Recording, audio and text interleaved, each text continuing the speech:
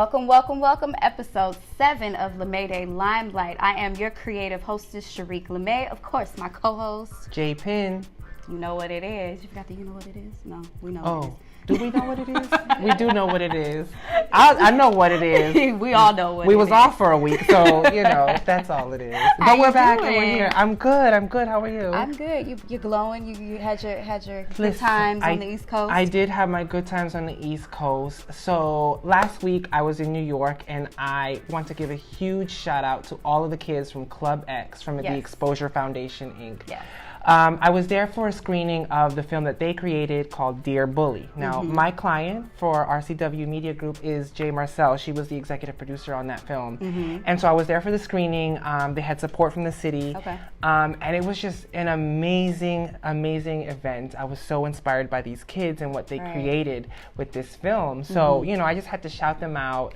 There was a panel. The kids from the film, they spoke to their peers. They spoke to other students, inner city kids of New York, about bullying and how the film has affected their lives, how it's changed their views, and how they want their very young platforms to inspire kids and to give them a voice and let kids know that just because they're young doesn't mean they don't have a voice. Right. And so not their voices matter. Exactly. That's so awesome. It was really good. So where can people check that out? So Dear Bully is available now on Amazon. And if you want to learn more about the Exposure Foundation, check them out at exposureschools.com. Links right here. And and then shout out to my girl Jay Marcel, like she's the homie. Amazing. Shout out to Ray Thomas, who's the CEO of the Exposure Foundation. He hooked me up with a bear wear hat. So what does that say? Bear wear, parental advisory, explicit content. All right. So it's the bear looks like a thug. Yeah, it's Tupac. Come on now. It's Tupac, but it's a bear. So Thug this is their clothing line. They created this line. So nice. So I'm just repping it for the East Coast kids over there. I think your co-host needs one. Yeah. Put that out there. I'll let them know. I got my Thug Life shirt on You're today. right. We got a match. All right. We're doing it. But okay, so bullying in general, I mean, how do you feel about bullying and how it plays out? I mean, social media, we didn't have social media as kids. No. Not to the extent that we do now. No. So I know it's a whole other level. It's a whole new ballgame because now you have to incorporate cyberbullying. Right. And it goes from childhood to adults. Like people do it as adults. Heckling and It's a serious thing. I think it's an epidemic. Yeah, definitely. Which is why there needs to be more conversations about it. There needs to be more platforms that address this because it happens every day, and a lot of kids, a lot of people, a lot of young people feel powerless when they're bullied, and sometimes they feel afraid or ashamed to speak up. There's even people that have taken their own lives because of it, young people too, so that's very disheartening. Yeah. But it's one of those things, we didn't have to deal with it, and I think a lot of the older people who do have kids, I mean, I don't have any yet, but we don't know how to approach it. And then I think a lot of people want their privacy, kids want their privacy. I don't think kids should have that much privacy online, me personally. And then with all of the scandal that's been happening with Facebook, did you hear about that with Mark Zuckerberg and how pretty much any of our information is not our own private information anymore. Right. And there's all of these different hate groups that are targeting people and targeting individuals based upon what you click on. I actually found some settings on my Facebook that someone brought to my attention, and it says that I'm listed as very liberal. Have you seen that? No. Yes. So if you guys don't know, if you go into your settings on Facebook and you go into your account privacy, they list you under a certain category based upon things that you like, things that you're talking about on your Facebook.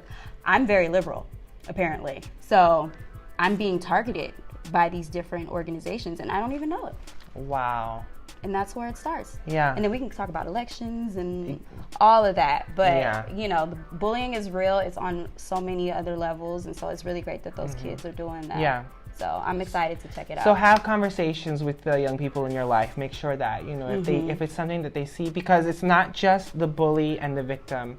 The bystanders play a role too. Exactly. So, have conversations about that and address that. And do you think if you're a bystander, you're equally as responsible to a certain extent? Absolutely. Yeah. Absolutely. It's just like witnessing a crime. Like, are you going to say something or not? Right. Like, you could, are you obstructing justice? Absolutely.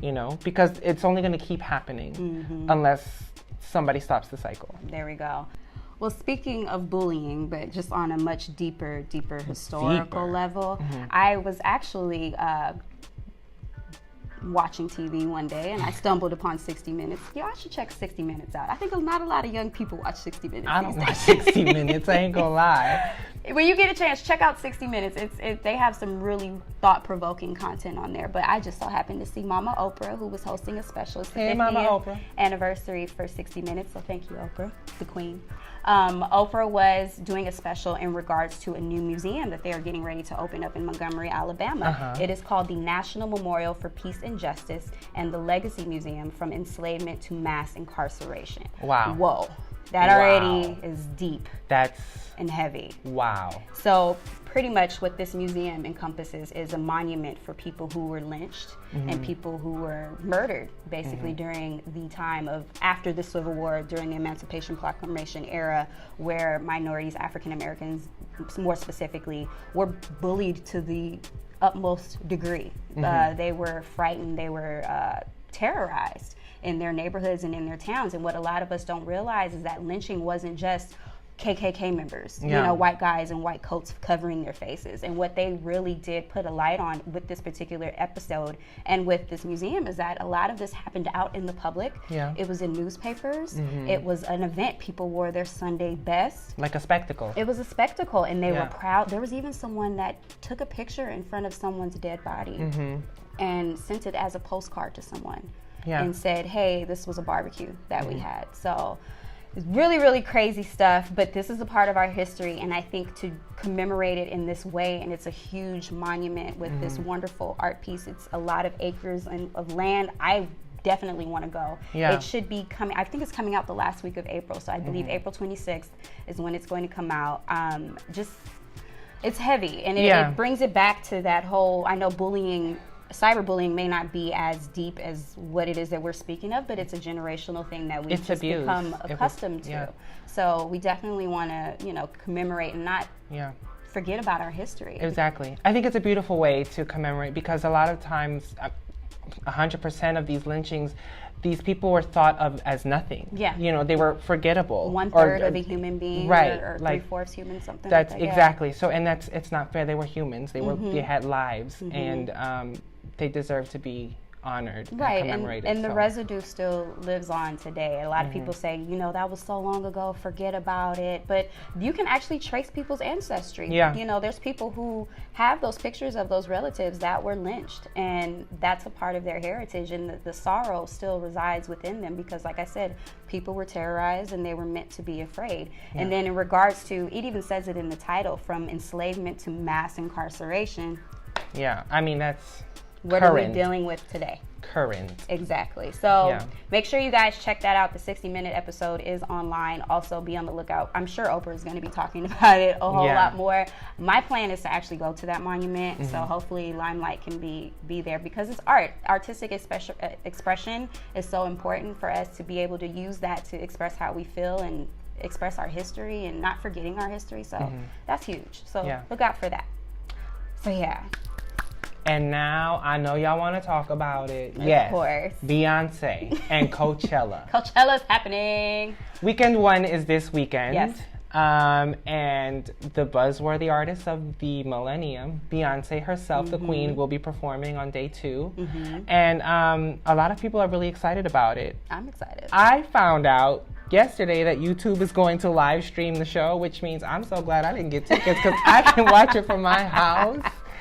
But a lot of secrets away. But no, that's amazing. I think that's dope. A lot of people can't afford tickets. Coachella tickets are really expensive. They are. And the experience itself is expensive. You have to be out there. You're going to be in the desert. You have to get a book a room. You're going to need a rental because it's not in LA. Like, it's a good distance away. So it's like, I've been meeting a lot of people from all over the world even. I met these 2 Australian young ladies that are coming out here. So shout out to y'all, because people from Australia get like months vacation time and they are out here. So I'm excited. I will be there. So Limelight will definitely be in the building. I'm going weekend 1 and you're going weekend 2. So we all over it. We're gonna be all over it. So make sure you're following at LaMay Limelight. Follow our personal pages as well, so you can catch our journeys. And I'm excited. I mean, there's so much that even happens around Coachella. So many events. That's kind of one of the things that I like to do. I definitely like to pop up at a few parties. There's a lot of pool parties and just different themed events. Like I know Roscoe's Chicken and Waffles is doing like this really dope pop up with Snoop Dogg. We'll be there. Like it's just, there's a lot to do even if you don't go to the festival. So even if you're in LA and you decide to drive up there for a day or so, there's plenty to do. A lot of the parties you can get into for free. So, you know, just go have a good time. Palm Springs is amazing. It's a really cool place to just like go, I don't know, unwind and find something new to do. What are some of your do's and don'ts, do you think, with Coachella? So it's the desert. It's hot. It's hot. So you absolutely must wear sunblock. I recommend you have your sunblock, sunglasses, you know what I'm saying, dress light and warm. Obviously you want to be fashionable because it's festival season. So it's like, you know, people are doing some avant-garde things. You're wearing like silk, like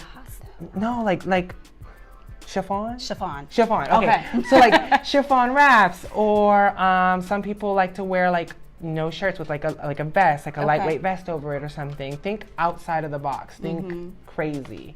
If you're going to the festival itself, don't bring nice shoes. They're gonna get dirty. Like, make sure you're wearing an outfit or something that's versatile with the footwear that you're gonna wear, and expect the footwear to get messed up, because like, don't come in there stunting in your fresh Jordans, because they ain't gonna be so fresh anymore. One of the things that I really love is that a lot of these brands are actually incorporating Coachella style into their design. So for example, I have a Coachella jumpsuit that I bought at H&M, and it was specifically for that purpose. It was a jumpsuit, it was really light, and it had the patterns and everything on it. So be on the lookout for that too. I mean, I'm sure you can find that anywhere. Yeah, anywhere. And just be fashionable. And if you want to just thrift, I assure you, like me and my friends went thrifting this week, and like that's the way to go. Like you honestly, you'll find some really dope pieces at a fraction of the cost, and you're gonna look amazing. Yeah, just be creative with it, and have fun. I think that's what festival season's for. Have fun and be responsible, you guys. I know it's gonna be, well, be responsible with your, all of that. But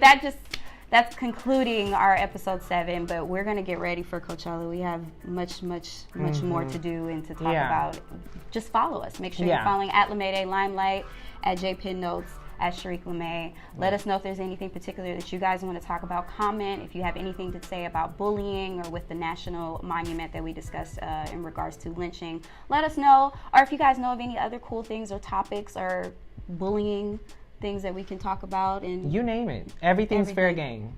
Yeah, everything's fair game. Thanks for watching. We're going to catch you next week on the Mayday Limelight. Oh, wait. Next week. Hello, we have a really special guest next week. We do. I wasn't going to tell them, but if you want to tell them. I want to tell them.